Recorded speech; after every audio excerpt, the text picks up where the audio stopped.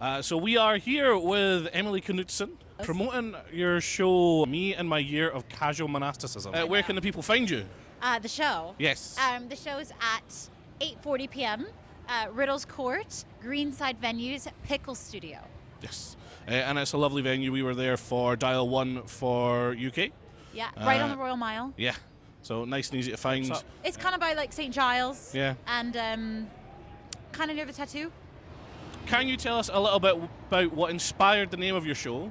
And without burning anything, just what audiences can expect to see? This sounds very pretentious, but bear with me.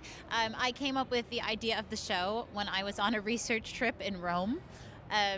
My college sent me because I wanted to investigate a painting of a monk and a nun having sex, because it was been painted about an event that took place in Rome.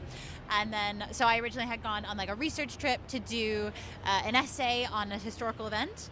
And then I was in Rome walking around the Vatican, and I came up with the concept for the show. Yeah. And then great. I thought casual monasticism. Yeah. So what brings you to Edinburgh Fringe itself? So basically the concept started originally as a novel / memoir. It was actually started as part of a creative nonfiction unit. So talking about yourself. I started to make an alter ego up, Mary, for that because I didn't want to talk about my own problems. And that kind of spiraled into my friend suggesting I do a play. And I thought, well, this could be my play. And long story short, I did 2 runs at Cambridge. The second one was actually sold out. And Cambridge gave me partial funding to take it up to the Edinburgh Fringe.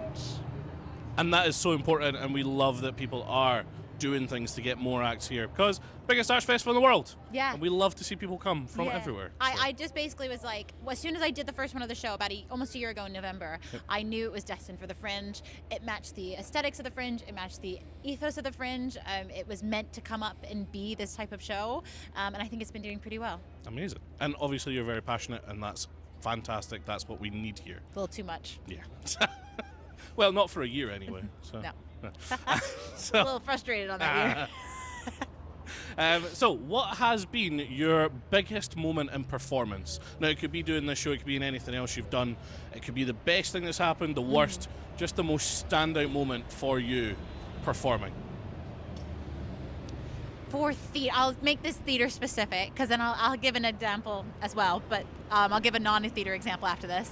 I would say the very first show for Casual Monasticism in November, I was like violently ill like 20 minutes before I went up, and I was like face down on the floor, like in so much pain and agony, and I was like hysterical, and then I just got up and I didn't tell anyone, and I just got up, fixed my makeup, and went to the venue and did the show, and it was great, and that was the start of something amazing. And so I remember that my technical producer, and it was so small in the first run, was like, "You look a little pale." And I was like, "Don't ask it, don't worry about it. We're not going to talk right now."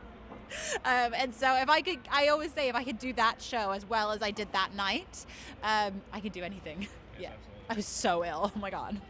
Yeah.